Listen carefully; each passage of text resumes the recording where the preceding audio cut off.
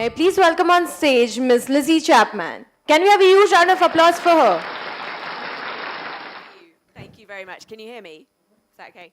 Cool. So I feel like a complete imposter today, a total fraud. I am no marketing expert. I don't know anything. I don't know any of the jargon. And I think our marketing team is about 3 people right now. And up to a year ago, we didn't have a marketing team, believe it or not. We don't have an account manager at Google because we don't spend a single rupee with Google. They hate us. But we got 500 million impressions last month alone on our brand name. Our brand name is actually searched more in India than the word EMI or loan today, which is quite staggering.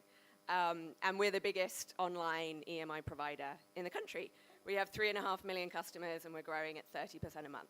So I'm going to just try and explain how we did that in a very short pace of time. I think we grew 15x in the last 12 months on, as I said, almost no budget. And I'm going to show you how I think we did it, and hopefully some of that is going to be useful to you, because it's going to be very different, I think, to the rest of what you hear today. So I'm just going to start with a little mini history lesson. I won't bore you, but hopefully this will help you understand why I'm here. I was not born in India and chose to come here and build this business. And that's because we are sitting in the most exciting fintech market in the world. And I'm going to kind of back that up with a little bit of history. So basically, I was obviously born in the UK, and around kind of 2008, fintech started to explode in the UK, and in the US, to be fair. And it was this reaction to the fact banks had done a really bad job. There'd been this big credit crisis, massive kind of bank implosion in 2008, Lehman Brothers. And the theory was that going forward, customers wouldn't trust banks anymore, right? They weren't very good at what they did. And so technology was going to do to banking what Amazon had done to book selling. That was actually literally the PR that we used to do at the company I worked for. So I worked for the most sexy London-based fintech at that time. It was sexier than Cred. We raised even more money than Kunal. And we were all set for a $2 billion IPO when I was there. And we used to tell people, we literally used to say, we're going to do to banking what Amazon did to books, which is a really cool tagline. The company's now blown up, but that's another story. But basically, we sat there in London building this consumer lending business. And what was really weird is that as we grew, our CPAs didn't decline. It did not look like Sachin's chart. In fact, they grew. And the reason is banking is really tough and financial services is really complicated. And there was a statistic at the time, I remember in the UK, which said that you are more likely in 1 year to get divorced than change your bank account. I think that's probably true still, right? It's just really tough to convince a customer to change their financial services provider. Financial services is a really big trust issue in your life. And so it's very, very difficult to convince somebody to move money to a new brand. And we learned that the hard way. Our CPAs went from the equivalent of $2 to $200 in the space of 1 year. So we started to look around the world. And we said, where is there a big population of people who do not have such a pain point about switching their financial services providers, and actually who are so underpenetrated today by all sorts of products and services that we can have a look there. And we obviously came across India. And we realized that India would be a phenomenal market for launching fintech products, because this was a customer who was coming online and becoming more digitally savvy than anywhere else in the world. And I can actually genuinely say that, hand on heart. I think the Indian consumer is probably the best consumer in the world for testing new digital products. So that's your first massive kind of own goal that everybody has here. We're so lucky to exist in this market. It is the best market to launch digital products, and you can do it cheaper and easier than pretty much any market in the world. And all the data proves that. So that's why we're here. We turned up in actually 2011 as that UK company and started building fintech products. And then 3 years ago, we spun out as ZestMoney and started this business. But we had learned a lot on that journey, especially about customer acquisition. And so we decided we were going to do it differently. We did not want to get into that kind of CPA trajectory. We did not want to be spending $200 to acquire a customer. So we said on day one, let's exploit the concept of partnership. And we decided to actually launch on a pure B2B2C model. So that's why we didn't need a marketing team. There was nobody in marketing. We had no budget for marketing. But I spent my life talking to pretty much every digital company in the ecosystem and saying, how can we create a win-win? And this is something I passionately believe in. All of us in this room today are united in one thing, and that's that we are building the Indian digital economy today, right? We're in that kind of picks and shovels and brick stage. We are bringing consumers online, and therefore we're all actually united in wanting to do that together, and therefore it's in our interest if we all work together. It should never be a competition, actually, because it's win-win. The more people we get online, the more people we get using our products, the better it is for everyone. And that's our core philosophy. So what we offer to our partners is, we will bring you new customers, increased revenue, higher GMV, and in return, all we ask is that you just display our brand name across your site. It's not a lot to ask, right? And it's worked. It's worked really, really, really well. So we actually acquire the majority of our customers through our partnerships, and that's how we get to the 500 million impressions per month, because we make sure that our brand and our logo is across their collateral. So we are the exclusive EMI provider to Xiaomi in India, me.com. We also are to Paytm. So some of these really big marquee names that have a huge amount of traffic have our logo displayed all over them. So that's kind of hack number one. The next kind of learning I want to share with you is something that we learned, the difficult way in our first year of life. And that's this concept that, copy-paste does not work in India. So that's the good news of India is it's huge, it's growing. We're building this amazing digital ecosystem. The bad news is we really do have to build it from scratch. What worked in other markets doesn't work here. And we learn that really, really quickly, especially when it comes to customer behavior and customer funnel. So the product that we launched with on day one does not look remotely like the product we have today.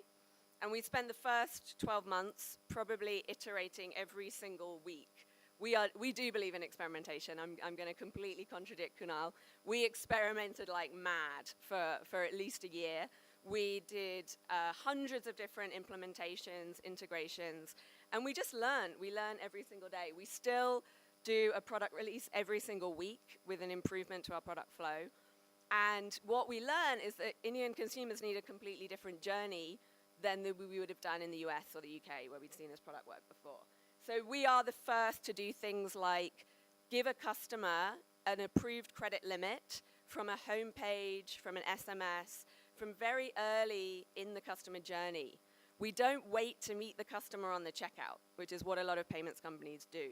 We learned that we had to start communicating and explaining the product much, much earlier in the customer journey, in the customer life cycle. And so much so, we actually developed this kind of in-house philosophy that we needed to go wherever the customer was in his normal behavior. So we spent months and months understanding our customer, studying him, literally meeting them. We actually have every Saturday, we have a coffee with customers where they come into our office. We make them go through different product flows and understand their pain points. And what we learn is that our customer doesn't wake up in the morning and think, I want to get a loan. I want an EMI, right? He thinks, I want to buy the Mi Poco or whatever new product is out. And by the way, I need an EMI in order to facilitate that. And so we decided our job was to go wherever the customer wants us to go. And what that means is we don't have an app. So if you go into the App Store, you won't find the ZestMoney app. And we actually philosophically believe that having an app is a very arrogant and non-customer-centric way to operate. We think that by telling the customer to come to the Google Play Store, download an app, use up memory, use up data, is actually insulting. He's happy shopping on me.com or Paytm or Flipkart. The last thing he wants to do is leave that transaction flow, and download an app. So it's our job to integrate wherever our customer is, where his normal behavior is.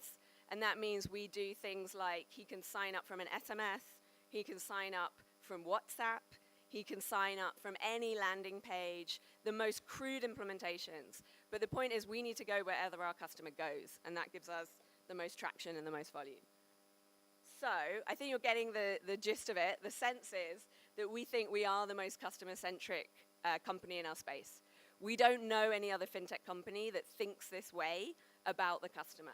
We live, breathe, and love our customers in a slightly over-the-top kind of way. And the reason I'm here to tell you that is that we think that that has to come from the top. It's really tough, unfortunately, if you're a CMO or if you're in the marketing team and your founders don't feel this and don't have this level of customer centricity. We think it really has to be from the founder down. And I literally wake up every single morning, and before I check email, before I check Twitter or anything, I actually check our Google reviews, because they give me some of the biggest insights about what we've done wrong and where we have pissed off customers. Our customers are not actually on Twitter, typically, which is why I don't check Twitter, but occasionally they are, and I also check that.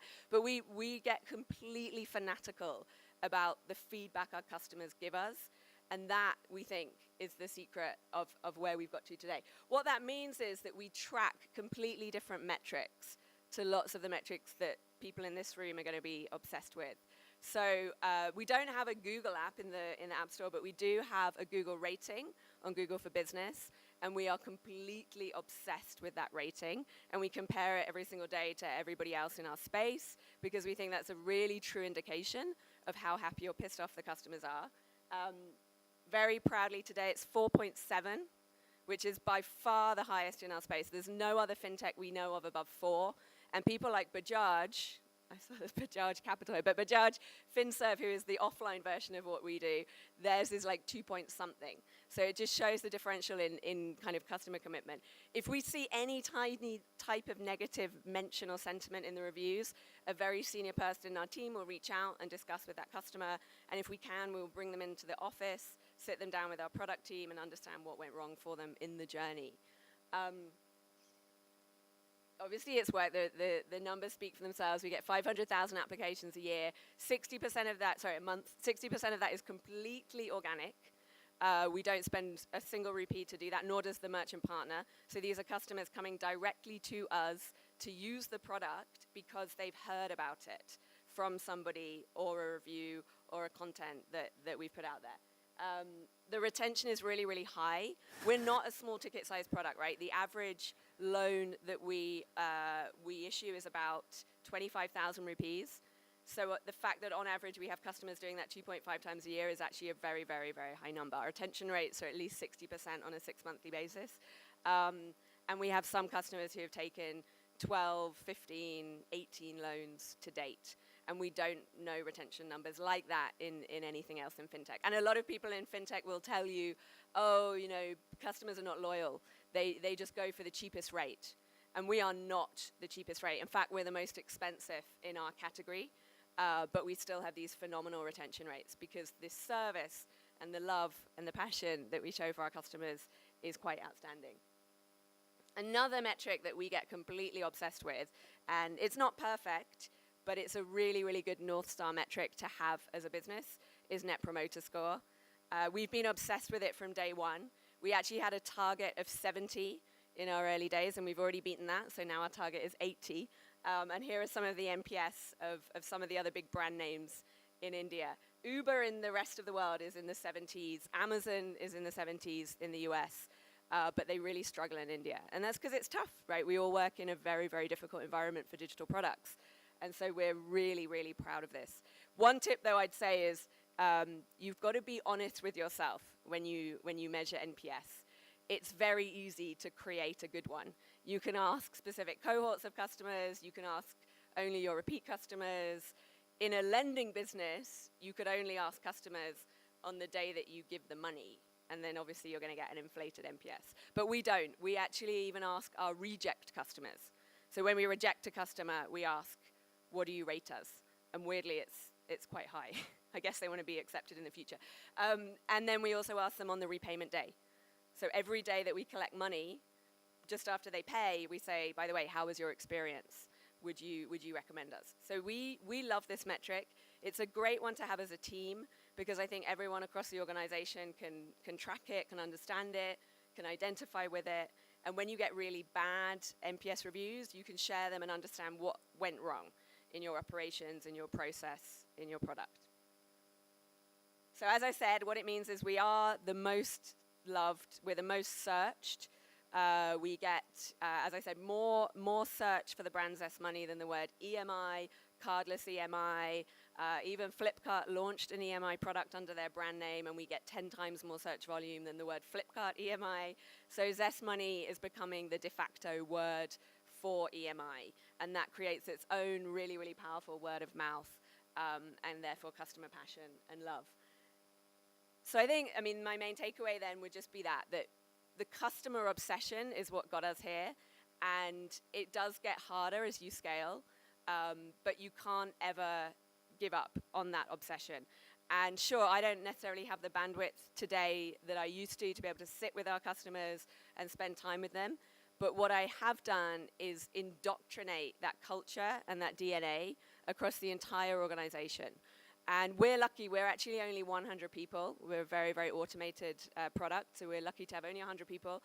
But every single person, from obviously me to the financial controller to the testing and QA guys, every single person in the organization has to do mandatory customer service calls every single month. We stagger it through the month so that it doesn't disrupt the actual customer service team, but it's absolutely mandatory for the entire team to speak to a customer every single month. I also mandate that they use our product. I won't accept people working for us that don't have a loan. I think having an outstanding loan with ZestMoney is critical to understanding what our customer is experiencing. And again, I think having that indoctrinated from the top on day one, literally at induction level, is what has created that passion across the business and across every single employee that we have. So that's it. I'd love to hear your questions. Where do we go from here? Basically, we feel now that we have built a brand that really, really stands out in our space. It's becoming a crowded space. There's a lot of fintech companies launching in this country, but if you ask the man on the street which brand do you recognize, it's always ZestMoney. And we want to take that to the next level, and we believe that through building that brand, we can now offer this customer a range of different products and services because we have built a trusted relationship with them. So we did some tests last month where we started to also distribute insurance products in a very small pilot way. And the insurance company that we worked with said that on the day we sent one mail to our customer base, they had more applications in one day than they had in the previous 30 days. So the power of this brand now in driving acquisition is increasingly valuable, and we want to extend that to many, many other channels. Thank you. Huge round. Can we have a huge round of applause for Lizzie?